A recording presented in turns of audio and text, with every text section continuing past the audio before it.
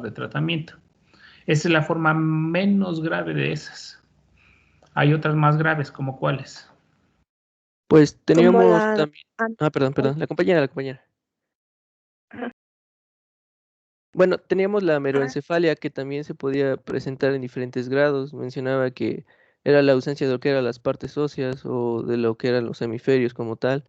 Igual, pues nos había mencionado de la anencefalia, que pues ya era como tal, pues un defecto como tal ya era de lo que son sustancias, como por ejemplo nos había dicho los retinoides o el sónico erizo. Este, generalmente lo que hacía era pues que estas sustancias ayudaban como tal al cierre del neuroporo anterior. Entonces, pues nos generaba esto. Ejemplos de falta de cierre del neuroporo posterior.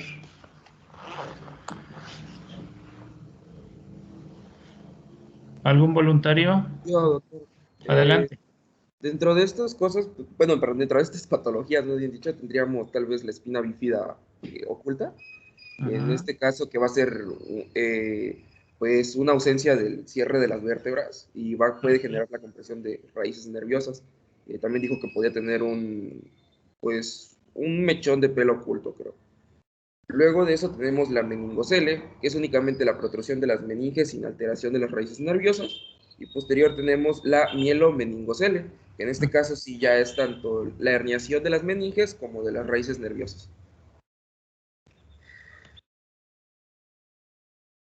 Ajá. Y bueno, denme ejemplos o cómo se le llama el defecto de falta de fusión del tubo neural.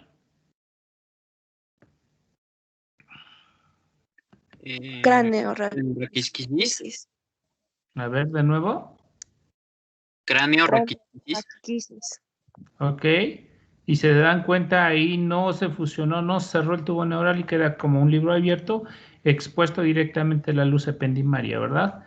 Y pues cada uno tiene sus diferentes formas de presentación clínica. Muy bien. ¿De qué más hablamos? También cuando hay sobreexpresión de las sustancias, causa un cierre prematuro de las suturas craneales. Ok, de los falta de crecimiento de fibroblastos. Ajá. Y ya dependiendo, pues, cuál sea afectada, ¿no? Porque puede ser la sagitaria, la coronaria, depende del nombre. Y es del factor genético, del factor de crecimiento de fibroblastos, de esta sobreexpresión.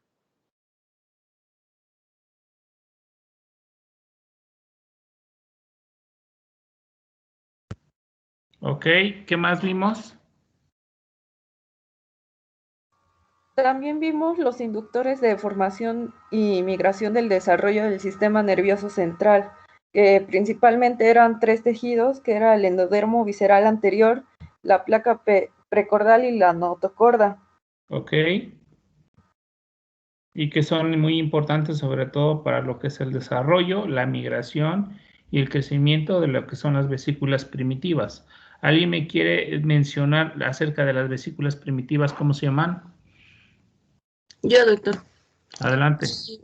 Las 3 vesículas primitivas va a ser el prosencéfalo, el mesencéfalo y el rombencéfalo. Estas, a su vez, pues, van a dar origen, por ejemplo, el prosencéfalo al telencéfalo y al diencéfalo, que el telencéfalo va a dar a los hemisferios, a la corteza y parte del callo, y el diencéfalo al tálamo, y que pues se va a subdividir en epitálamo, subtálamo e hipotálamo.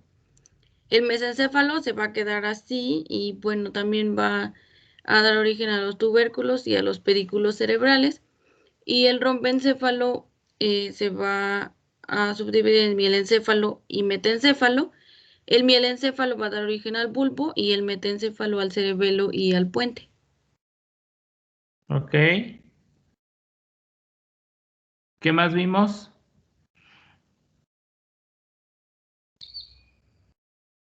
Hablamos también sobre el sistema ventricular. Ok, obviamente el tubo neural cuando se cierra en su luz queda pues queda una luz que va a dar origen a lo que es al sistema ventricular y el conducto ependimario, ¿verdad?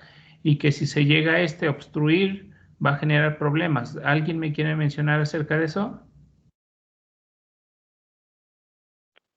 pues hidrocefalia sería una alteración en el drenaje del sistema.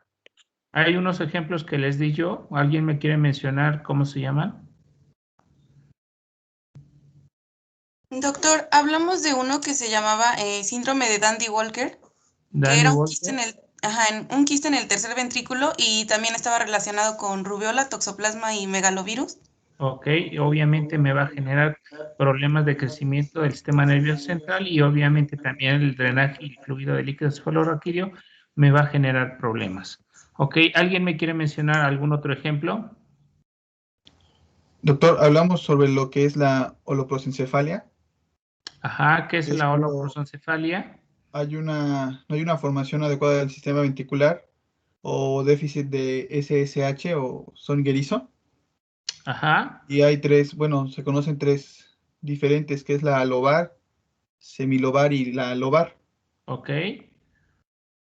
Mm, ¿Algún otro ejemplo que me quieran mencionar de problemas de lo que es ahora sí, de la luz del tubo neural del sistema ventricular? Mencionábamos otro síndrome. ¿Cómo se llama? El síndrome de Arnold-Chiari. Arnold-Chiari. Ajá, ¿en qué consiste? Se va a alterar la obstrucción del líquido cefalorraquídeo y va a presentar hidrocefalia. Muy bien.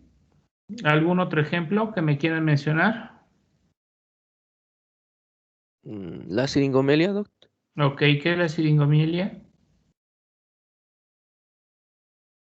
Pues cuando los pacientes ya no presentan... Perdón, la compañera. Que va a ser la obstrucción del conducto ependimario y va a haber debilidad y deterioro de los músculos. No. Ahí hay solamente dilatación, no hay como tal una obstrucción. Y obviamente esa dilatación pues está generándome compromisos sobre todo de los haces y de los cordones, sobre todo a nivel centromedular, que obviamente por eso se caracteriza la siringomielia. ¿Alguien me quiere decir cuáles son los datos clínicos de la siringomielia? Pérdida de la sensibilidad, ¿no, doctor? O sea, del dolor, temperatura, los reflejos. Ok. Escoliosis también, doctor. Ok, ¿por qué da la escoliosis? Por la debilidad muscular que se produce. Sí, pero ¿por qué? ¿Alguien me quiere mencionar? Por la compresión de los haces sensitivos, tanto sensitivos como motores a nivel del cuello torácico. Acuérdense que lo que es la vía piramidal, por abajo del bulbo, el 20% no se decusan, y esa decusación normalmente es casi más centromedular y anterior. Entonces se afecta sobre todo la postura o los músculos de postura que son de columna y que está afectada esa vía directa propiamente dicho. ¿Qué otra cosa les mencionaba yo de las manos? ¿Qué pasa en las manos en extremidades superiores?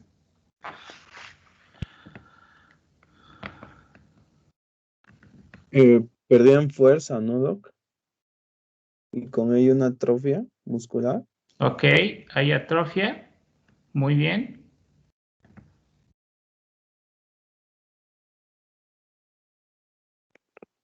También se perdían los reflejos.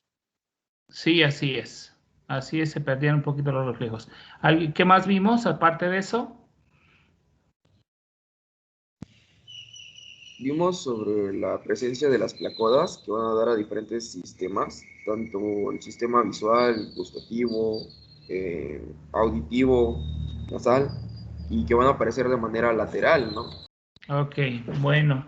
Ya parece ser que hasta ahí nos quedamos, ¿ok? Pues bueno, vamos a continuar. Y bueno, nuestro embrión sigue creciendo y sigue formándose varias sustancias, obviamente. Y esas sustancias se van a ir presentándose en varias partes. ¿Me dicen si se ve mi presentación? Todavía no se está viendo, doctor.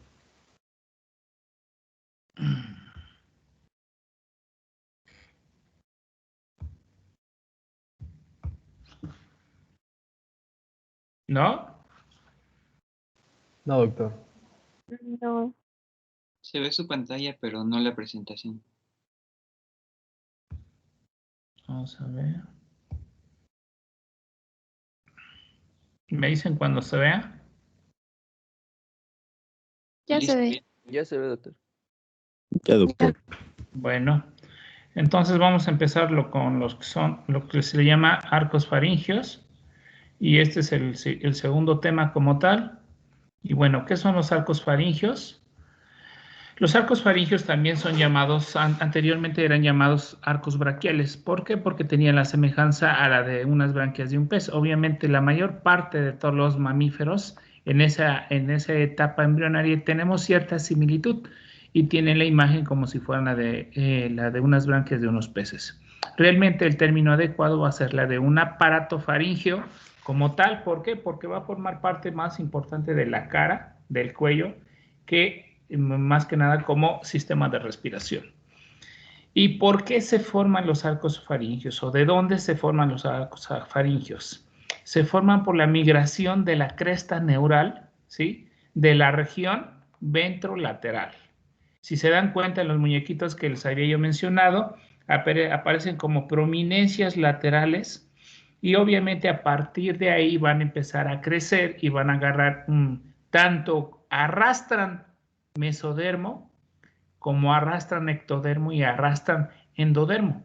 Y van a ir cubriendo hacia la parte anterior para fusionarse unas con otras en la línea media.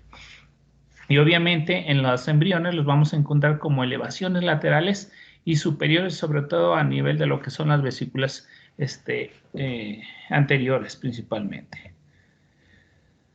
Y bueno, aquí los tenemos cuando empiezan a fusionar, cuando empiezan a aparecer aproximadamente lo que es en el día 23 y 24, si se dan cuenta, aquí empiezan a aparecer, todavía no se cierra lo que es el neuroporo anterior y empiezan ya a aparecer los primeros arcos faringios. ¿Ok? Normalmente son 6, para su estudio solamente estudiamos los primeros 4, ¿por qué? Porque los últimos casi no son visibles y son muy rudimentarios, pero también llegan a formar parte de lo que es mi aparato faríngeo. ¿Ok? Entonces, en el día 23 es cuando empiezan a aparecer como prominencias laterales.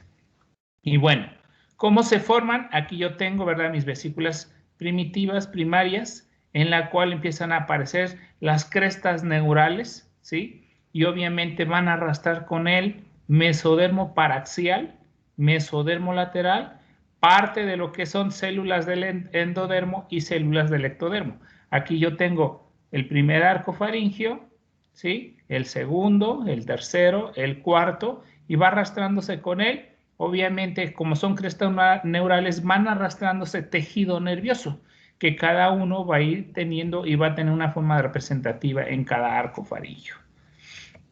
Y bueno, vuelven a aparecer estas sustancias, factor de crecimiento de fibroblastos 8, sónico erizo, también llamado SHIP, proteína morfogénica de hueso 2, los PAX3, PAX7, MSX, DLL y SNAIL.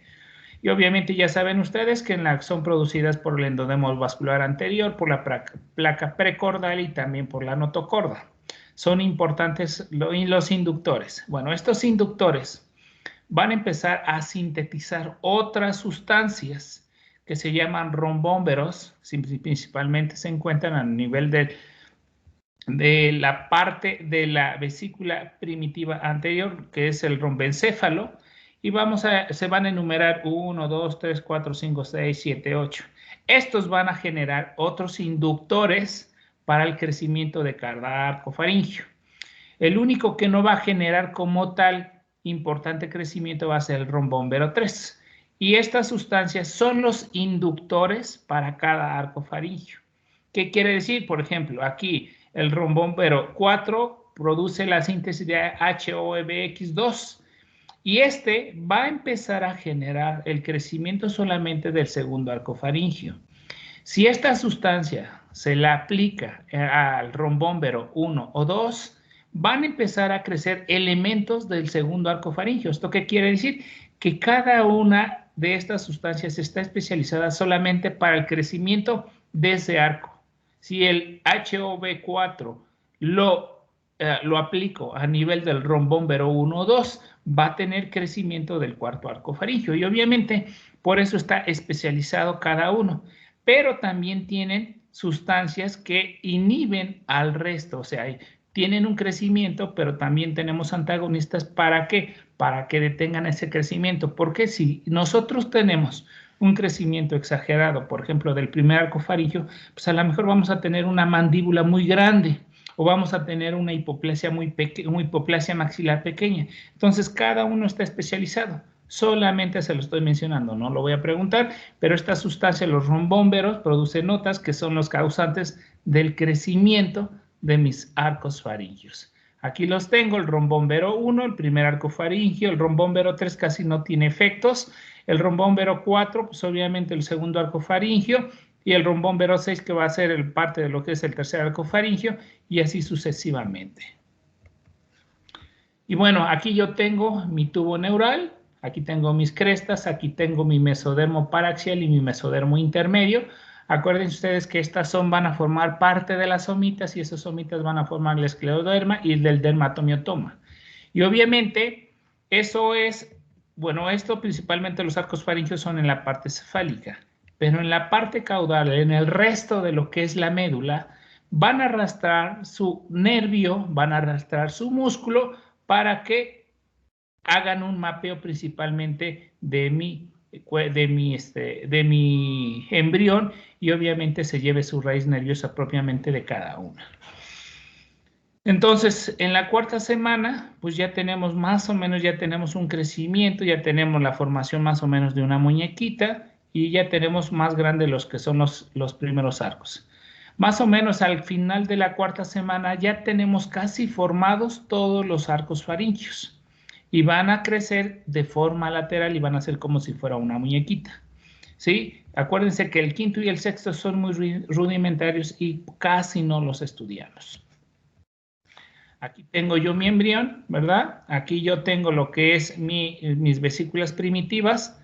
Aquí tengo mi primer arco faríngeo, segundo arco faríngeo, tercer arco faríngeo, mi botón aórtico que lo tengo en esta parte, ¿sí? Y obviamente va teniendo un crecimiento. Tengo otro ejemplo donde tengo la eminencia frontonasal, ¿verdad?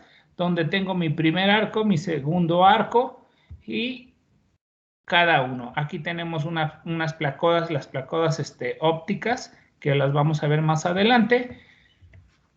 Y bueno, vámonos y vamos a preguntarnos, bueno, ¿y para qué sirven el aparato faríngeo o los arcos braquiales? Bueno, ayudan a la formación y el desarrollo de la cara y del cuello, de la boca y faringe, de cavidades nasales, de la laringe y me faltó aquí, de la lengua también.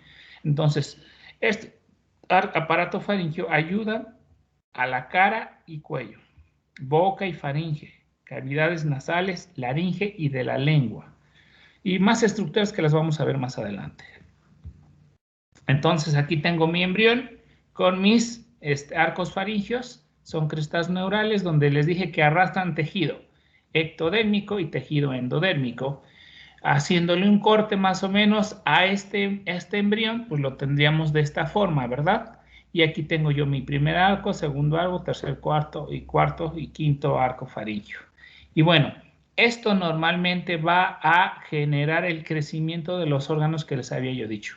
Cara, ¿sí? Nariz, en este caso lengua, cuello, laringe, faringe, y estos son los órganos que normalmente van a formarse. Y esta es una representación solamente de la vía neural en la cual se están representando cada uno. Y bueno, lo vamos a ir viendo. Entonces, para su estudio, los arcos faringios se van a dividir principalmente en arcos faringios propiamente dicho, bolsas faringias, hendiduras y membranas faringias. Son 4 estructuras que van a formar el aparato faríngeo. Arcos faringios, bolsas faringias, hendiduras y membranas faringias, ¿sí? Así es como se estudian. Y bueno, aquí yo tengo parte de lo que es el desarrollo de la cara, donde tengo parte de mi primer arco faríngeo, donde tiene un crecimiento tanto derecho e izquierdo hacia la parte central para fusionarse, ¿sí? Aquí lo tenemos nosotros, las prominencias, cómo se van formando. Aquí cómo van creciéndose hacia la línea media, unas con otras, y aquí cómo se fusionaron unas con otras en la línea media anterior, y aquí ya casi se formó parte de lo que es la cara y el cuello. Aquí tengo también, entonces, mi prominencia frontonasal, ¿sí? Tengo aquí mi primer arco faríngeo, segundo arco faríngeo, tercer arco faríngeo, cuarto arco faríngeo. Si se dan cuenta, pues no tiene mucha forma por el momento, pero bueno, aquí ya empiezan a crecer lo que son las placodas nasales, en la cual son importantes para lo que es la formación de la cara. Y bueno, los arcos faringios, ¿se acuerdan ustedes que les dije que se empiezan a formar a partir del día 23 de la fecundación? Y en total son 6. Para su estudio solamente los 4 primeros y los últimos 2, que son el 5 y el 6, normalmente son muy rudimentarios y no los estudiamos. Y bueno, ya vimos cómo se estudian, cómo se van a estudiar y todo eso. ¿Para qué sirven? Bueno, ¿de qué están constituidos los arcos faringios? Entonces, si nosotros tenemos las 3 líneas germinales, externamente vamos a tener una capa de células ectodérmicas, intermedio de tejido mesenquimatoso, internamente de células endodérmicas. Entonces, están compuestos principalmente por 3 tejidos embrionarios principalmente. ¿Me permiten un momento, por favor? Ahorita regreso, por favor.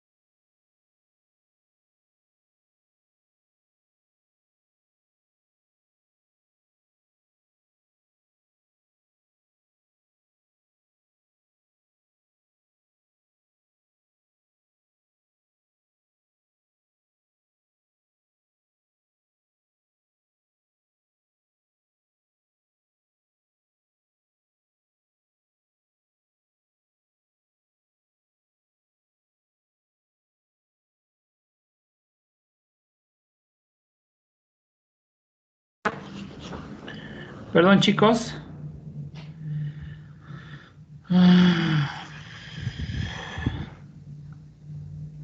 ¿Ya se ve mi presentación? Sí, doctor. Ya, doctor. Y bueno, entonces eso es muy importante que sepan cómo están constituidos, cómo se forman, para qué sirven, porque son preguntas que son muy específicas y en las cuales yo pregunto en el examen. ¿Ok? Aquí voy a hacer un corte representativo de un arco faríngeo X, puede ser 1, puede ser el 2, puede ser el 3, en la cual en la parte intermedia tengo yo mi cresta neural donde va a arrastrar junto con él, ¿sí?, otras estructuras. Tengo yo externamente ectodermo, que es la parte de azul, la parte anterior va a ser endodermo y obviamente cada arco faríngeo van a estar constituidos principalmente de las 3 líneas celulares principales. ¿Ok? Mesenquimatoso, endodermo y ectodermo. ¿Ok? Cuando nosotros estudiamos la parte del arco faríngeo, vamos a estudiarla externamente, que casi va a ser la parte azulita, esta prominencia. Cuando hablamos nosotros de bolsas faríngeas, son hendiduras que se forman entre el primero y el segundo arco, pero por la parte interna. ¿Qué quiere decir? Que esta va a ser mi futura faringe y que estas hendiduras van a formar lo que se le llaman las bolsas faríngeas. Estos son hendiduras faríngeas, que son los espacios que quedan entre el primero y el segundo o tercer arco faríngeo, y obviamente hay sitios donde tanto lo que es la bolsa faríngea como los surcos faríngeos van a estar casi en íntimo contacto y solamente van a estar constituidos de 2 líneas celulares, ectodérmica y endodérmica, que lo vamos a ir paso a paso más adelante. Y bueno, vámonos con los arcos faríngeos propiamente dichos. Los arcos faríngeos, acuérdense que son los que se encuentran en la parte externa, esta parte, lo que nosotros vemos en el embrión cuando lo revisamos, y es lo que nosotros vamos a ver. Y cada arco faríngeo va a estar constituido por 4 elementos principalmente. Un componente muscular, un componente arterial, un componente nervioso y un componente cartilaginoso. Ese componente cartilaginoso va a formar como parte de ese esqueleto, de ese arco faríngeo para lo que es el crecimiento. Entonces, una cosa es de qué están constituidos y otra cosa es los componentes de cada arco faríngeo. No se vayan a equivocar porque la mayoría de los compañeros me lo confunden cuando me responden esto. Bueno, tengo yo mi primer arco faríngeo, segundo, tercero, cuarto, quinto y sexto, que son los muy rudimentarios. Externamente, si se dan cuenta, es como si fuera una concha y esta es la parte interna donde van a formar parte de mi futura orofaringe, nasofaringe, hipofaringe. Y aquí tenemos las bolsas que van a dar origen a otros vestigios principalmente.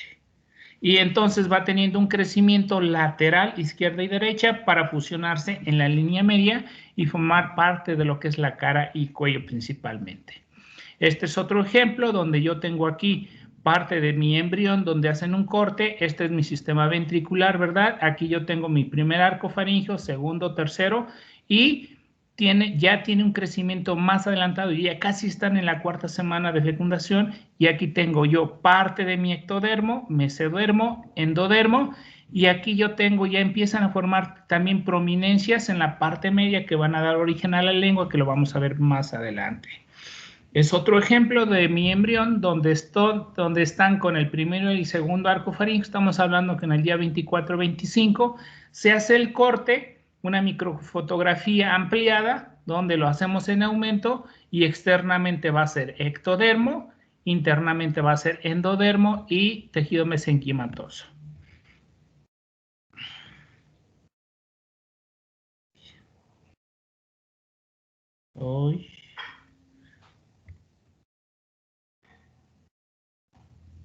¿Sí ven mi presentación? ¿Chicos? Sí, doctor. Sí, se ve. Sí, doctor. Pero no avanza. Y a ver.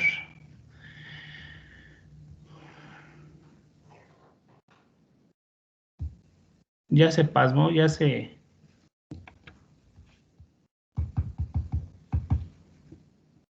Oh, ya. Aquí lo tengo.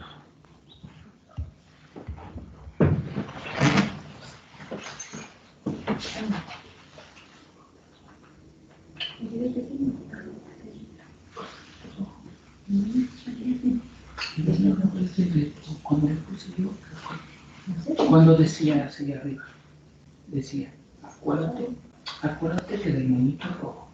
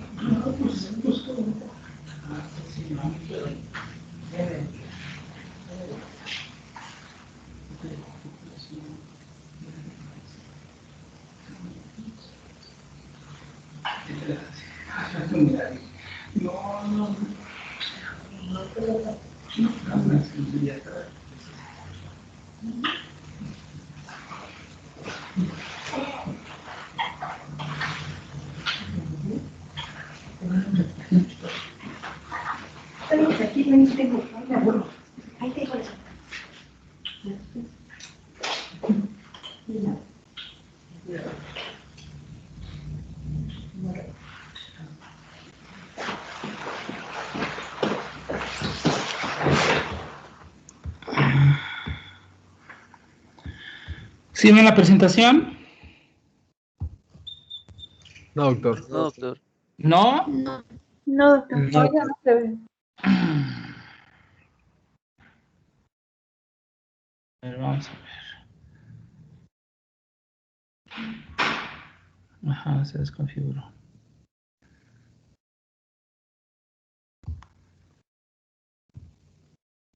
¿Ya la ven? Ya, doctor. Ya, doctor. Ya.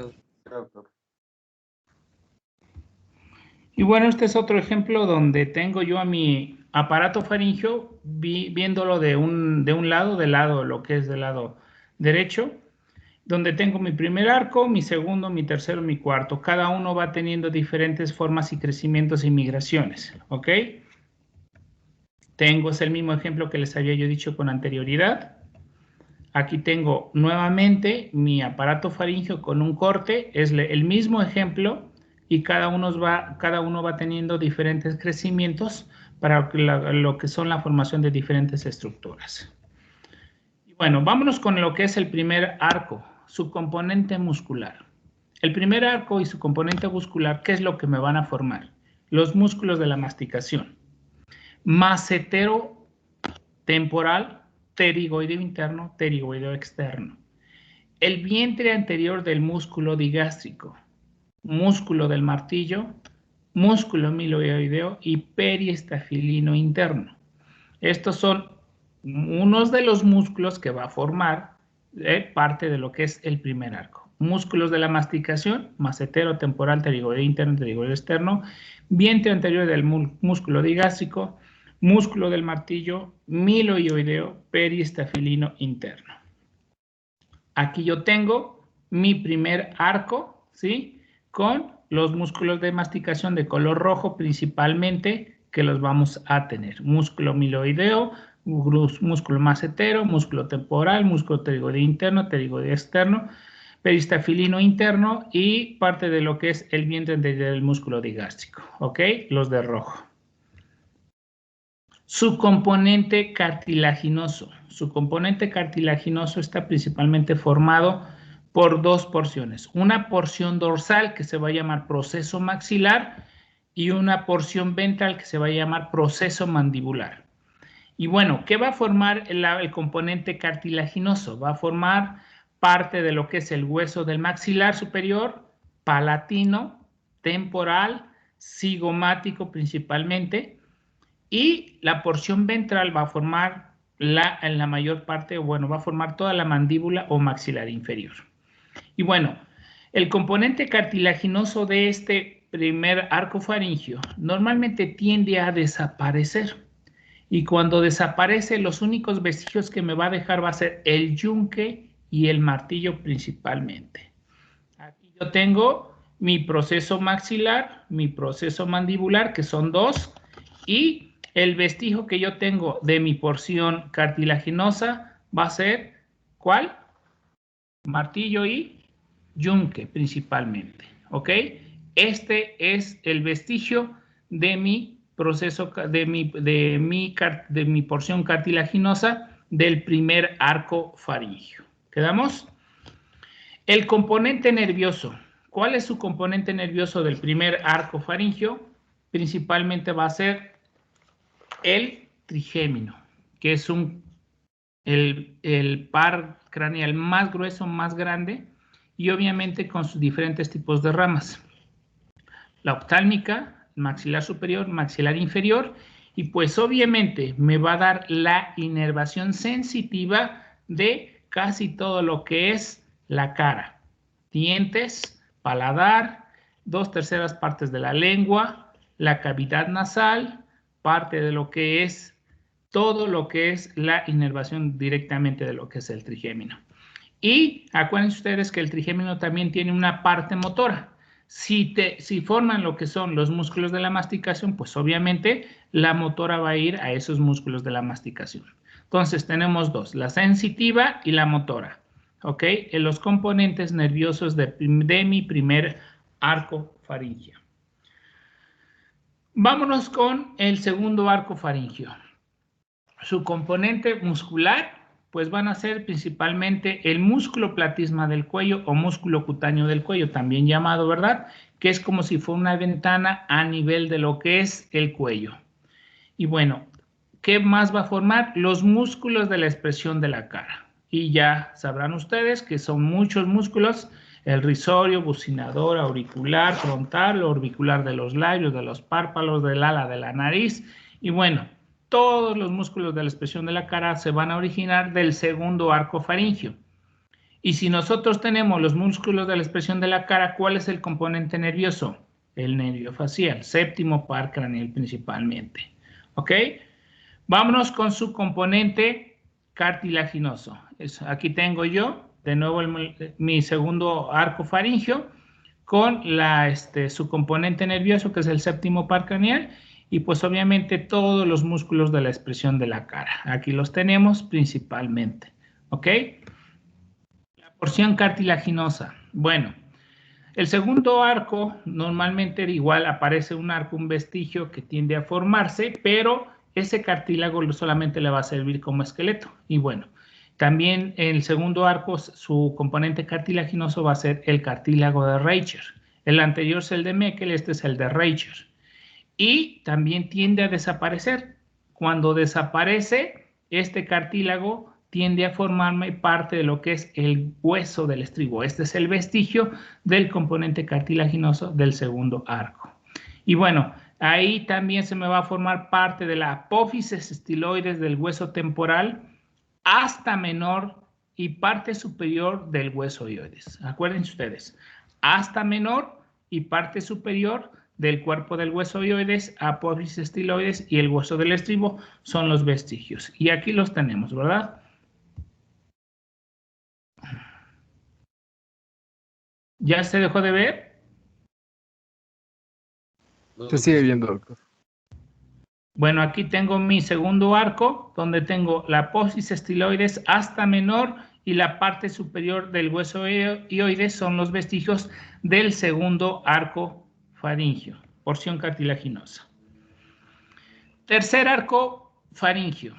Vamos a tener el componente muscular, principalmente va a ser el músculo estilofaríngeo. El músculo estilofaríngeo, sobre todo, que acuérdense ustedes que tiene función sobre todo al elevar parte de lo que es la faringe para el ejercicio de la masticación, y este participa principalmente en el arco reflejo. Cuando nosotros tocamos la parte posterior de la lengua, estimulamos parte del glosofaringio y su respuesta va a ser la contracción del estilofaringio para lo que es elevación del velo del paladar y elevación de la faringe. Si nosotros lo utilizamos para la deglución, pues también va a condicionar para el movimiento y propulsión del bolo alimentario hacia lo que es el esófago. Su componente nervioso va a ser principalmente el glosofaringio, que es el noveno par craneal, y su componente cartilaginoso del tercer arco va a ser hasta mayor del hueso oioides, porción inferior del hueso ovoides. Acuérdense ustedes que la porción superior fue del segundo arco y la asta menor del segundo arco es la parte superior y la asta menor, y del tercero va a ser la asta mayor del hueso ovoides, para que no se lleguen a confundir.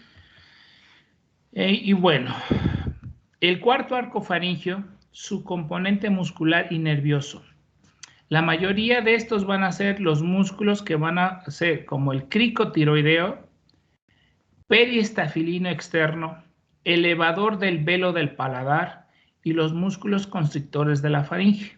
Obviamente estos tienen función sobre todo también en la deglución y en el arco reflejo del vómito y del estado nauseoso. Su componente nerviosa va a ser la rama laríngea del nervio vago y pues obviamente también tiene funciones sobre todo sobre las cuerdas bucales de la laringe. Entonces, aquí es donde nosotros tenemos principalmente la función del cuarto arco faríngeo, componente muscular y su componente nervioso, que es el décimo par craneal. Obviamente el décimo par craneal es un nervio más grande en la cual tiene crecimiento, sobre todo la cara lateral de lo que es el esófago, el estómago, inerva casi la mayor parte de todo el intestino delgado hasta la mitad del colon transverso. Entonces el nervio vago tiene una importante inervación, no nada más a nivel de lo que es la laringe, sino también esófago, estómago, intestino delgado y la mitad del colon, principalmente colon ascendente hasta la mitad del colon transverso. Tiene territorio de lo que es el vago.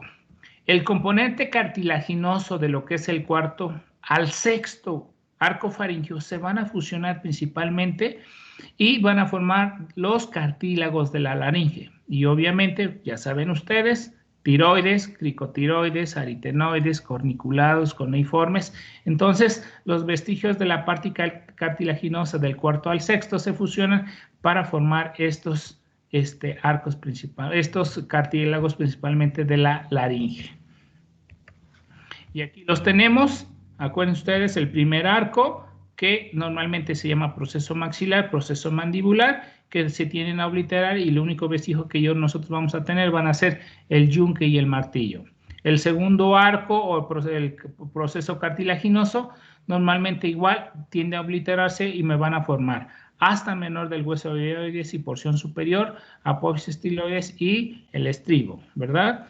Lo que es el tercer arco, parte de lo que es el tercero va a formarme asta mayor del hueso ovoides y porción inferior del hueso ovoides. Y del cuarto al sexto la mayor parte van a ser los cartílagos de la laringe, que obviamente van a ser principalmente para lo que es la fonación y la respiración. Y bueno, les mencionaba igual estos arcos faringios. Sin estas sustancias, estos arcos faringios no se llegan a formar. Podemos encontrar hipoplasias y si se llegan a expresar demasiado, vamos a encontrar los macromandibulismos, las deformidades craneofaciales que vamos a ver más adelante. Y bueno, aquí es otro ejemplo del primer arco faríngeo. Ahora nos vamos con lo que son las bolsas faríngeas. Ya recuerdan ustedes, las bolsas faríngeas principalmente son 5. La última es muy rudimentaria y normalmente se van a formar en la cara interna de cada arco faríngeo. Ocupa y tiene la forma como si fuera un divertículo. Y para su estudio siempre va a ser cráneo-caudal. El primero va a estar en la primero y segundo arco faríngeo y así sucesivamente. Y acuérdense ustedes que la parte endodérmica va a dar origen a parte de lo que es la faringe para unirse con el esófago. Y bueno, aquí tengo yo Vámonos con la primer bolsa faríngea. La primer bolsa faríngea va a tener como si fuera un divertículo y vamos a tener una porción proximal y una porción distal. La porción proximal, también llamada túbulo timpánica, pues obviamente esta estructura va a dar origen a la trompa de Eustaquio y que está en contacto directamente con la faringe, comunicando obviamente el tímpano con la nasofaringe.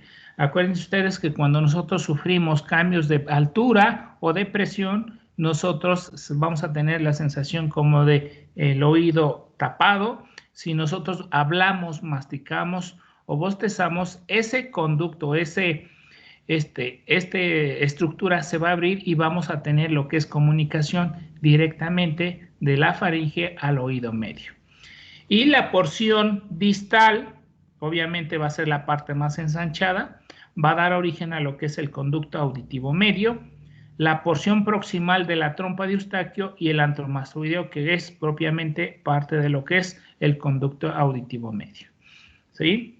Aquí lo que es la porción proximal, lo que es la trompa de Eustaquio, que es la comunicación de la faringe y el esófago. Algunas veces cuando nosotros tenemos una otitis media y produce moco, obviamente acuérdense ustedes que es el mismo epitelio, la faringe y el conducto auditivo medio, entonces normalmente a los pacientes les pedimos que mastiquen chicle para que permita la entrada de aire de la faringe al oído medio y el drenaje del moco del oído medio hacia la faringe. Para eso son unos ejercicios que normalmente les pedimos nosotros. La segunda bolsa faríngea. Bueno, la segunda bolsa faríngea solamente van a formar unas yemas de tejido. Obviamente, esas yemas de tejido van a formar el primordio de las amígdalas palatinas. Y esto es lo que principalmente va a formar la segunda bolsa faríngea. La tercera bolsa faríngea va a tener igual dos porciones, una porción dorsal y una porción ventral. La porción dorsal va a dar origen a las glándulas paratiroides inferiores. La porción ventral da origen a lo que es el timo.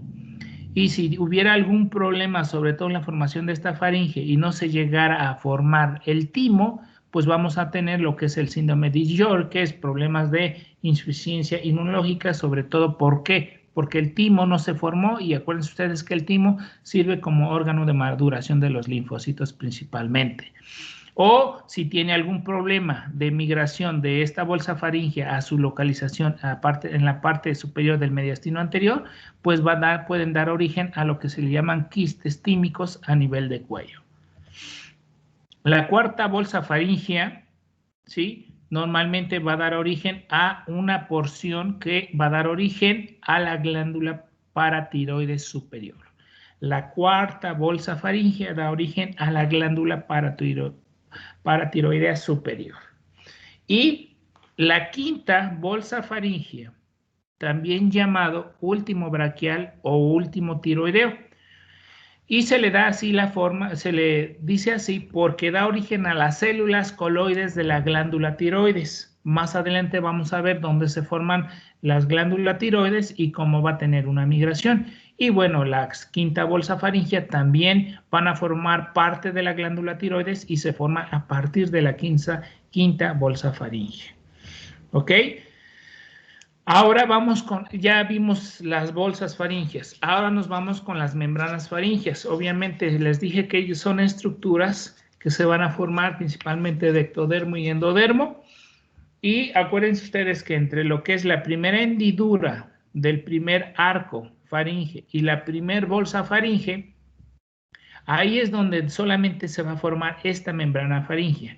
Y esta membrana faríngea va a dar origen lo que es a la membrana del tímpano. ¿Qué quiere decir? Que la membrana del tímpano externamente está formada por tejido ectodérmico, internamente por tejido endodérmico. ¿Ok? Entonces el tímpano es el ejemplo característico de esta membrana faríngea. Y bueno, vamos con las hendiduras, pero bueno, ya creo que ya es la hora. Y pues bueno, continuamos mañana. No sé si tengan alguna pregunta, chicos. Doctor, ¿podría rápidamente repetir a qué da origen la segunda bolsa faríngea? A la amígdala palatina. Gracias. Y va a formar parte de lo que es el anillo de Waldeyer a nivel de lo que es la base de lengua y a nivel de lo que es la cara posterior de lo que son el paladar, que son las adenoides. Doctor, ¿podría repetir entre qué estructuras está la primera membrana faríngea, por favor? La primera membrana faríngea está, a ver si se comparte. Ya la dejé compartir. Normalmente yo les meto muchos dibujos precisamente para que capten la idea, porque lo hago a veces hablando y se prestan ustedes. Este es el primer arco faríngeo, este es el segundo arco faríngeo. Entonces, acuérdense ustedes que les dije yo que en la parte externa entre cada arco faríngeo se van a llamar surcos, ¿sí? O surcos principalmente, o hendiduras faríngeas. En la parte interna, entre cada arco faríngeo, van a formarse lo que se le llaman bolsas faringias. Y pues bueno, casi todas tienen casi en contacto con cada hendidura, pero hay tejido mesenquimatoso en el resto, pero en la única donde normalmente no va a haber tejido mesenquimatoso va a ser entre la primera hendidura y la primera bolsa faríngea. Entonces aquí tengo yo mi conducto, mi hendidura. Mi primera hendidura faríngea va a dar origen a mi conducto auditivo externo y aquí vamos a tener la primera bolsa faríngea que van a formar con su porción dorsal y su porción ventral que van a formar parte del conducto auditivo medio y la hendidura obviamente va a ser, la membrana faríngea va a ser mi membrana del tímpano que va a estar aquí. Aquí ya tengo yo una representación más grande, tengo mi conducto auditivo externo, tengo mi conducto auditivo interno y aquí yo tengo mi membrana faríngea. ¿Ok? ¿Quedó entendido? Sí, gracias. Y pues bueno, hasta aquí nos vamos a quedar y vamos dándole forma a mi muñequita. Para mañana que terminamos lo que es arcos faringios y nos vamos poco a poco. ¿Ok? Espero haya sido entendido. Y pues bueno, nos vamos a ver el día de mañana. Hasta mañana, doctor. Gracias, doctor. ¿Alguna? Gracias. Hasta luego, doctor. Bueno, nos vemos mañana. Gracias, doctor. Bye. Hasta luego, doctor.